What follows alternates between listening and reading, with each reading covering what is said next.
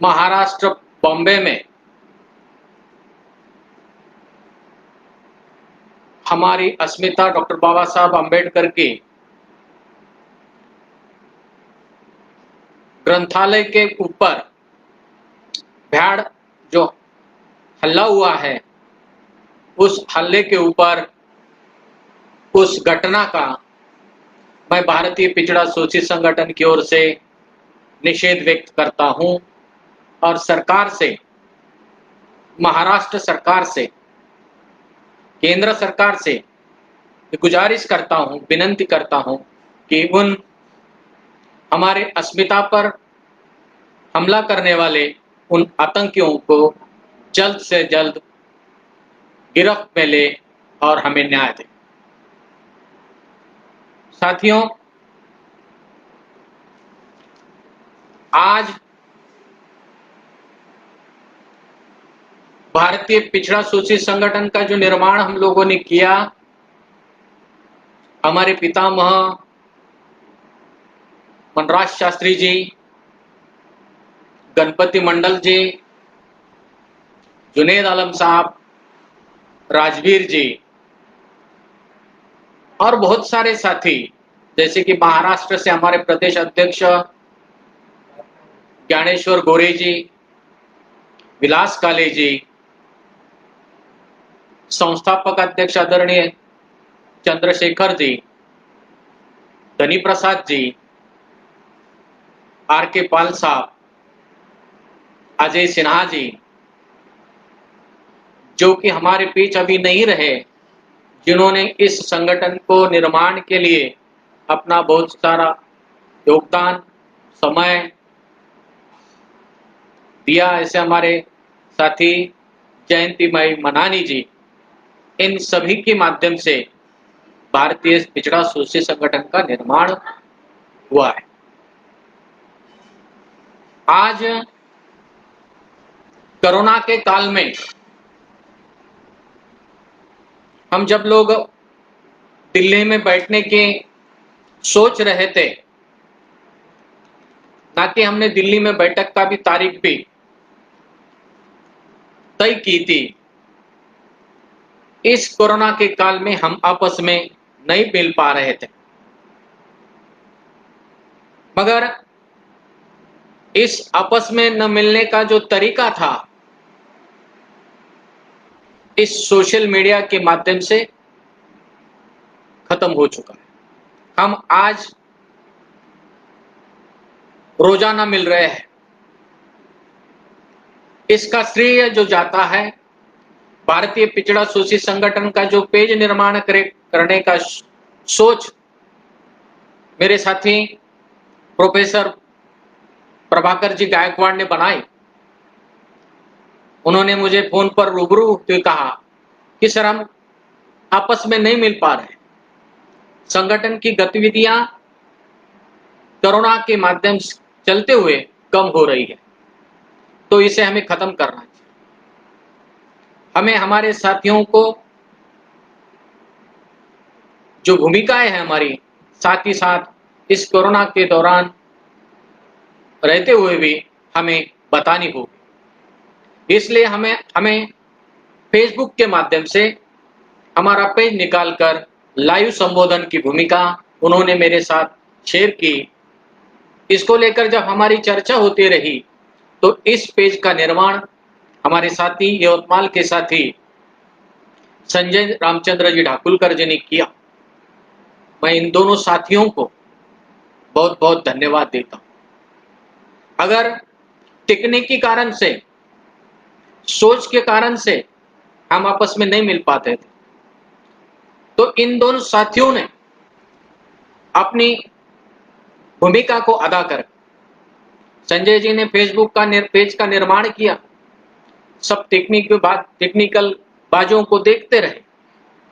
साथ ही साथ हमारे प्रोफेसर, युवा प्रोफेसर साथी वसंत जी हरकल ने इसको प्रसिद्धि को लेकर गत 70 दिन में अपना बहुमूल्य योगदान दिया।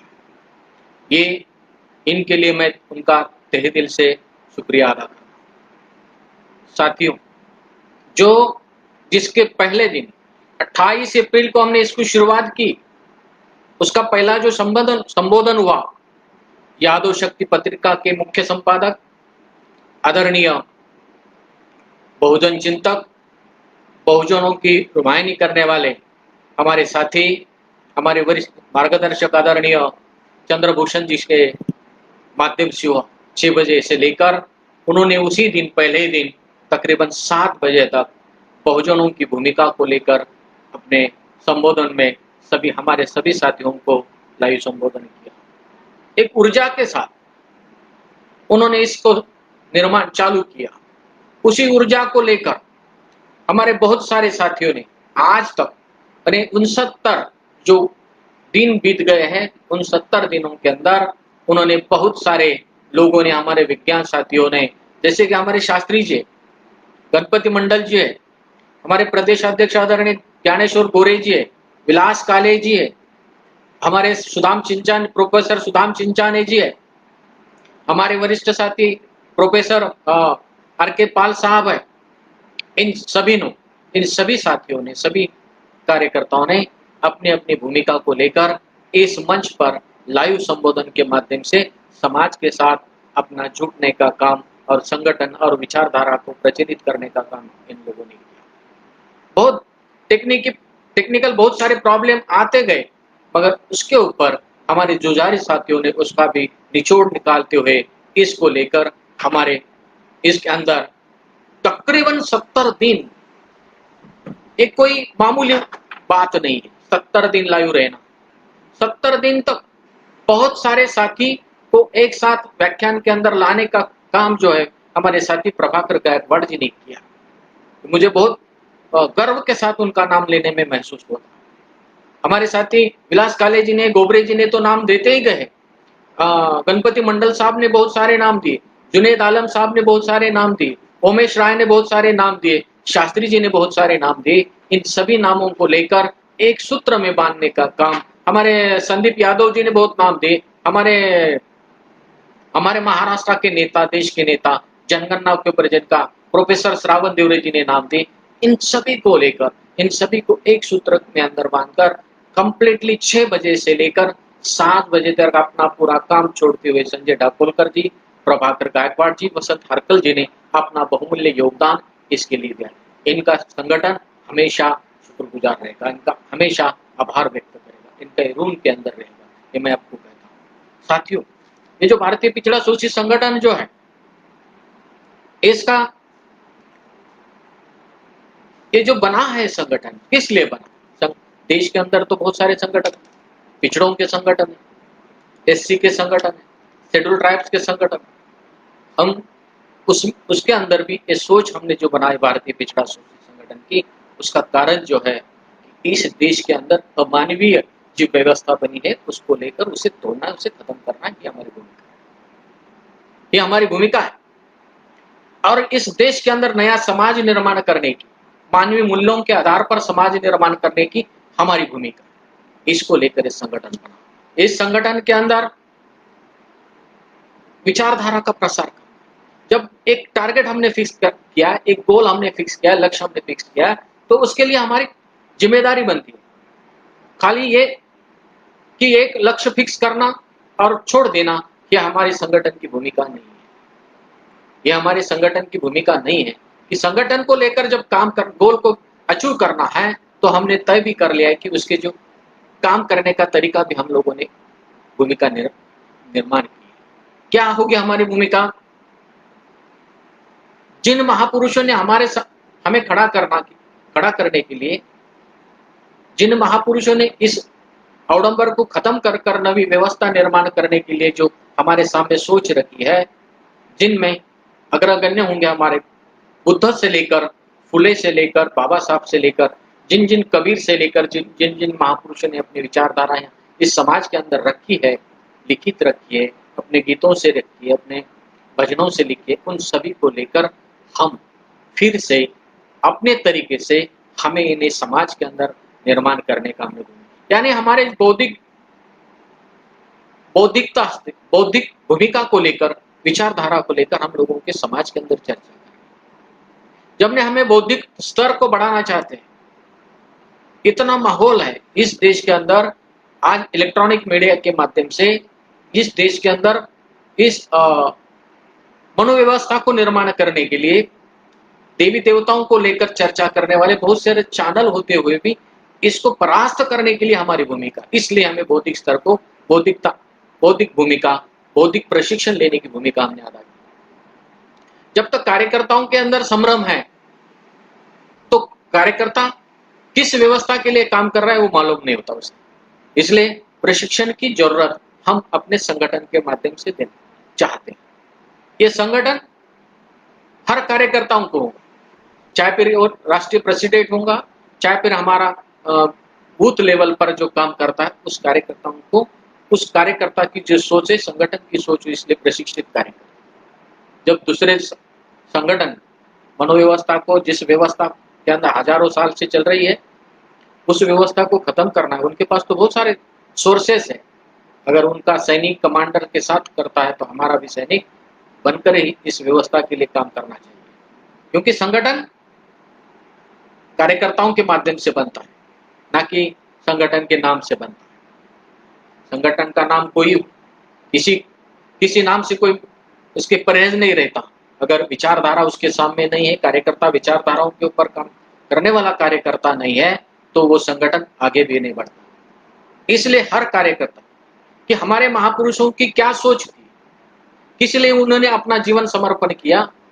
फुले जी ने अपने को बच्चा तक नहीं होने दिया और उसके ऊपर कभी गौर नहीं किया, इसको लेकर भी हमें चर्चा करनी होगी। इसको लेकर हर कार्यकर्ताओं को इन भूमिकाओं को लेकर आपस में अपना अपना चर्चा करनी होगी, तो यह हमारा समाज बन पाएगा।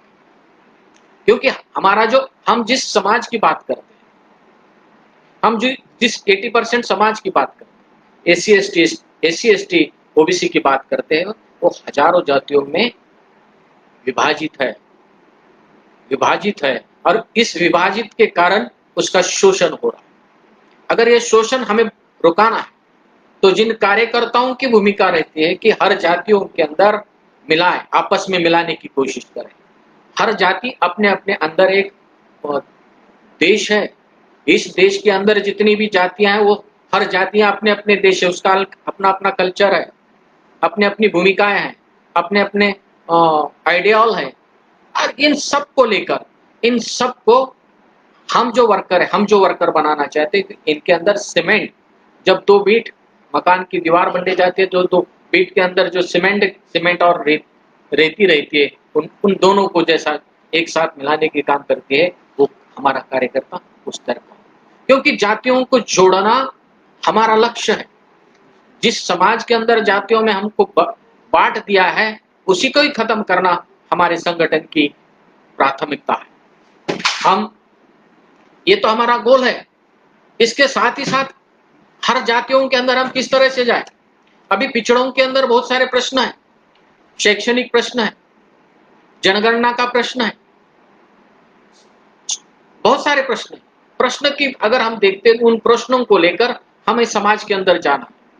अभी तत्कालिक सबसे ज्यादा बड़ा जो प्रश्न है हमारा जातीय जनगणना का प्रश्न, क्योंकि पिछड़ों को, schedule tribes and schedule caste को तो उनके जाति के आधार पर, उन जनसंख्या के आधार पर उनको आरक्षण मिल चुका है, मगर पिछड़ों का आरक्षण अभी 27%। जहां तक कि हमारी जब 31 के लोग जनगणना के आधार पर हम 52% है, और मंडल कमीशन के बाद भी पिछड़ों के अंदर बहुत सारी जातियां, जैसे कि महाराष्ट्र की मैं आपको उदाहरण देता हूं, जब मंडल कमीशन की अमलबजावनी हो रही जा रही थी तो 272 जातियां थी। आज महाराष्ट्र के अंदर 340 जातियों में तो विभाजन बहुत सारे आ चुके हैं, मगर आंकड़ा तो वही है। जिसलिए आरक्षण का निर्माण हुआ, उसका आज भी जिस मकसद के लिए हुआ है, वो मकसद को लेकर आज भी यहाँ की सरकारें ये नहीं है। तो इसलिए हमें देश के अंदर पिछड़ों की जनगणना हो, इसलिए आंदोलन चलाना हो, तो भी सभी जातियां एकजुट हो पाएंगी। क्योंकि जब तक इन सभी जातियों के अंदर जो हमें एकजुट न होने का कारण एक बता कि पिछड़ों के अंदर भी इस सरकार ने 3 स्तरीय आरक्षण देने की भूमिका के लिए आयोग निर्माण किया, उसका भी कोई मालूम। इसलिए उस आयोग आने से पहले इस देश के अंदर पिछड़ों के जातियों की जनगणना ये सरकार करे, आने वाली जनगणना के, ये हमारी मांग होनी चाहिए। इसके ऊपर हमें आंदोलन करने होंगे। चाहे महाराष्ट्र प्रदेश ज्ञानेश्वर गोरे जी का मैं धन्यवाद देता हूं, उन्हें अपने अपने प्रदेश स्तर पर उन्होंने मीटिंग ली, वेब के तरह से, जूम ऐप के तरह से मीटिंग लेकर तकरीबन 36 में से 30 डिस्ट्रिक्ट के अंदर उन्होंने एक दिन 26 जून को ही आंदोलन किया। अपने अपने जिलों के अंदर उन्होंने अपने साथियों के माध्यम से सरकार को निवेदन भी दिया। ये सोच इस तरह से हमें एक बार करके नहीं, हर बार हमारे प्रश्नों के ऊपर सरकार का ध्यान अपने तरफ ओढ़ने के लिए हमें एक बार बार कृति करनी पड़ी। अलग कोरोना कितना भी रहने दो, कोरोना से हमें डरना नहीं है, कोरोना से हमें डरना नहीं है। कोरोना के बारे में बहुत सारे हमारे वक्ताओं ने यहाँ चर्चा की, गुमंतु जातियों की क्या हाल हो रहा है, पिछड़ों के जो बलुतेदार है उनके क्या हाल, उन सभी के बारे में यहाँ चर्चा हुई है। अभी फिलहाल जो हमारा मकसद हो, टेंटेटिव प्रोग्राम जो हमारा होना चाहिए, पिछड़ों की जनगणना के बारे में हर प्रदेश के अंदर हम अपनी नई रणनीति बनाकर इसको सरकार के सामने लाने चाहिए। रही दूसरी बात, जब हमने बड़ा गोल अचीव करने के लिए छोटे छोटे फिर आरक्षण है, अभी एमबीबीएस का आरक्षण चालू हो रहा है, इन आरक्षणों के बारे में भी हमारी सोच बननी चाहिए। सर, इन सभी मुद्दों को लेकर हमारे साथी आपस में चर्चा करें, क्या घटनाएं घट रही है, क्या आरक्षण मूलभूत राइट्स के बाजू में जा रहा है, सर संविधान के बाजू में जाने की जो कोशिश हो रही है, उसको लेकर भी हमें आपस में चर्चा करनी है। हमारे साथी आपस में आप भाईचारा बनाते हुए एक में अपनी बात फोन के माध्यम से हम शेयर कर सकते हैं। जब तक हम आपस में शेयर नहीं करेंगे तो हम संगठन अपना व्यू नहीं बना पाएंगे। साथियों, ये हमें करते रहना चाहिए। रही दूसरी बात, इस देश के अंदर जो संस्कृति चल रही है, उस संस्कृति के माध्यम से, उस देवी भगवान के माध्यम से हमारा शोषण होता है, इसको हमें जड़ से खत्म करना। हमें मानवीय मूल्यों के आधार पर, चाहे फिर कबीर जैसे हमारे कल प्रभाकर साथ गायकवाड़ जी कह रहे थे कबीर के बारे में, उनकी जयंती को लेकर हमारा त्योहार बनना चाहिए, बुद्ध के जयंती को लेकर हमारा त्योहार बनना चाहिए, फुले के जयंती को लेकर हमारा त्योहार बनना चाहिए, शाहू जी की जयंती को लेकर हमारा त्योहार बनना चाहिए, सावित्रीबाई को लेकर, जो नाम मैं गिन रहा हूं उससे भी बहुत सारे नाम कहीं छूट रहे होंगे, इन सभी को लेकर, उनके जयंती को लेकर, क्योंकि ये जो हमारे आइडियल है, ये नए संस्कृति का देन देते हैं। अगर इनके बारे में हम समाज के अंदर चर्चा करते रहेंगे तो इसको अपनाने में समाज कभी भी हिचकिचाएगा नहीं, पीछे नहीं जाएगा। क्योंकि समाज को बताने की क्योंकि बताते वक्त जो हम जो है, पहले इसलिए मैं कांशीराम जी का एक मुझे वाक्य याद आ रहा है, समझाने वालों को समझ कर समझाना होगा। हम क्या समाज को सोच देने वाले, क्या समझाने वाले हैं, इसको पहले हमें खुद को सोचना पड़ेगा। पहले सोचकर समाज किस स्टेप पर है, उस स्टेप को लेकर हमें समाज के साथ चर्चा करें। जब तक भाईचारा बढ़ता नहीं है तो समाज हमारा सुनेगा भी नहीं। जब तक भाईचारा बढ़ता नहीं, हमारे प्रति विश्वास नहीं होता, तब तक मेरी सोच कोई सुनेगा भी नहीं। इसलिए हमें हर कार्यकर्ताओं को ध्यान रखना होगा कि हमें पहले जो बात समझानी है, कबीर की आज के उपस्थिति में कबीर की जो भूमिका है, वो समाज को समझाने के लिए उस समाज को तैयार करना, उसकी मानसिकता को तैयार करना होगा। इसलिए पहले प्रश्न भी हमें कुछ लेने पड़ेंगे, उनके जो प्रश्न है वो प्रश्न भी हमें साथ साथ उठाते रहे। तो वो अगर आप प्रश्नों को नहीं उठाते हुए अगर खाली प्रबोधन की भूमिका आपके ऊपर आते हो तो समाज आपकी भूमिका को एक्सेप्ट नहीं करेगा। इसलिए हमें प्रबोधन करते करते समाज के प्रश्नों को लेते लेते हम जिस लक्ष्य के लिए काम कर रहे हैं वो लक्ष्य इस देश के अंदर से जाति निर्मूलन हो, ये हमारा भी लक्ष्य है। इस देश के अंदर मानवीय मूल्यों के ऊपर हमारी समाज की निर्मित हो, ये हमारा लक्ष्य। शोषण रहित हमारा समाज की निर्मित हमारा लक्ष्य। इस देश के अंदर लोकतंत्र की निर्मित हो, हमारा लक्ष्य। बाबा साहब के संविधान ने जो लोकतंत्र इस देश के अंदर दिया, वन वोट वन वैल्यू जो दिया है, अभी इस देश का राजा रानी के पेट से नहीं बोल के वोट के माध्यम से बनता है, वोट मत पेट के माध्यम से बनता है। इस सोच को समाज के अंदर हमें देनी। आज हमारा समाज किसको वोट देता है हमें पता नहीं लगता। इसलिए साथियों, इन सभी को लेकर हमें अपने समाज के अंदर जाना है, ना कि किस तरह से। इसलिए संगठन प्रशिक्षण की भूमिका को लेकर अभी पूरी तरह अपने मकसद को लेकर, क्योंकि जब 10 मई को हम जब यवतमाल में बैठने की भूमिका थी, उसके अंदर यही था प्रशिक्षण का, प्रशिक्षित 3 दिन का प्रशिक्षण होने का। क्योंकि जब मैं महाराष्ट्र से बात करता हूं तो बिहार से मंडल जी, यूपी से शास्त्री जी, पंजाब से हमारे आर के पाल से धन्य प्रसाद जी, दिल्ली से हमारे अजय सिन्हा जी,